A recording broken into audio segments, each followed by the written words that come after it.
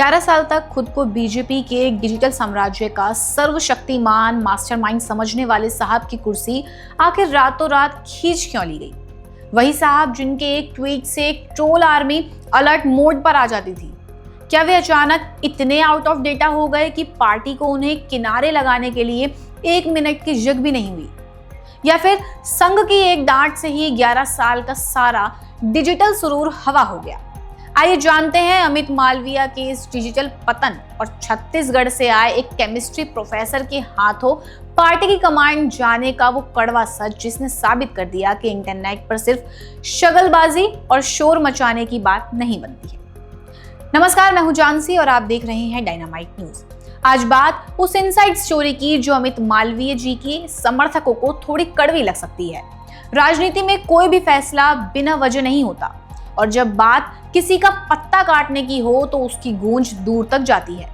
नितिन नवीन के नेतृत्व में बीजेपी की नई टीम का ऐलान हुआ है। स्मृति ईरानी और राम माधव की वापसी हुई है। वहीं वसुंधरा राजे, सुनील बंसल और विनोद तावड़े को भी काम पर लगा दिया गया है।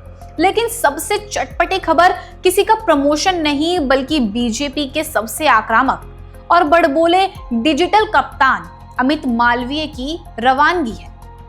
अमित मालवीय 2015 से आईटी सेल के बड़े साहब बने बैठे थे और ऐसा आभास देते थे मानो पूरी डिजिटल दुनिया वही चला रहे हो। लेकिन अब पार्टी ने उन्हें साइडलाइन करके छत्तीसगढ़ के एक पूर्व केमिस्ट्री प्रोफेसर दीपक महस्के को ये कमान सौंप दी है।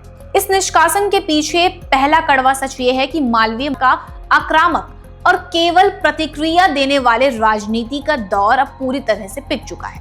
अब पार्टी समझ चुकी है कि हर बात पर अनर्गल बयानबाजी, ट्रोलिंग और पुरानी घिसी पिटी चालें चलने से चुनाव नहीं जीते जाते। दीपक महस्के जैसे डेटा और रणनीति में जानकार को लाकर पार्टी ने मालवीय की सिर्फ हल्ला मचाओ वाली शैली पर पूरी तरह से विराम लगा दिया है। दूसरा और सबसे बड़ा झटका उन्हें अपने ही घर यानी आरएसएस से मिला है। जुलाई में आरएसएस विचारक रतन शारदा ने खुलेआम आईटी सेल की धज्जियां उड़ाते हुए कहा था कि ये टीम खुद तो कोई समझदारी भरा नैरेटिव बना नहीं पाती है, बस दूसरों के लिखे पर रीट्वीट करके और रिएक्ट करके सीमित हो गई है। यानी संघ ने साफ कह दिया है कि मालवीय जी का मास्टरमाइंड वाला नैरेटिव अब सिर्फ एक छलावा है। रही सही कसर जंतर मंतर पर हुए जेनजी और छात्र आंदोलनों ने पूरी कर दी, जहां युवाओं ने रैप गानों, रील्स और मीम से सरकार को जमकर घेरा और आईटी सेल की पूरी पुरानी फौज असहाय होकर हाथ पर हाथ धरे देखती रह गई। संगठन का ये ऑपरेशन सिर्फ एक विभाग तक सीमित नहीं है, बल्कि ये इस बात का सबूत है कि पार्टी अब अप्रभावित चेहरों को ढोने के मूड में बिल्कुल नहीं है।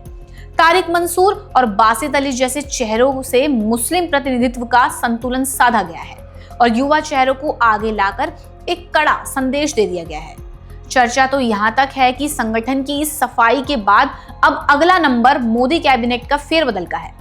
तो कुल मिलाकर लब्बो-लुआब यही है कि अमित मालवीय का हटना कोई मामूली तब्दीली नहीं बल्कि उनकी उस आक्रामक ट्रोलिंग वाली कार्यशैली का सार्वजनिक रूप से किया गया डिजिटल विसर्जन है, जिसने पार्टी के नैरेटिव का भला करने के बजाय उसे केवल विवादों में ही घेरे रखा।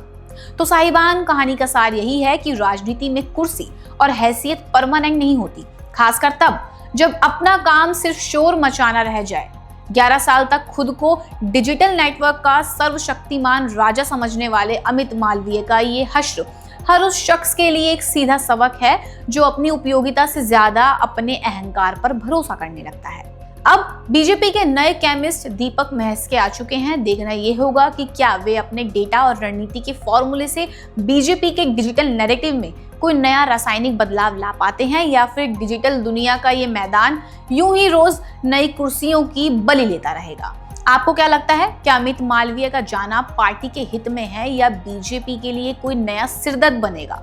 अपनी राय नीचे कमेंट बॉक्स में जरूर बताएं और ऐसी खबरों के लिए देखते रहें डायनामाइट न्यूज।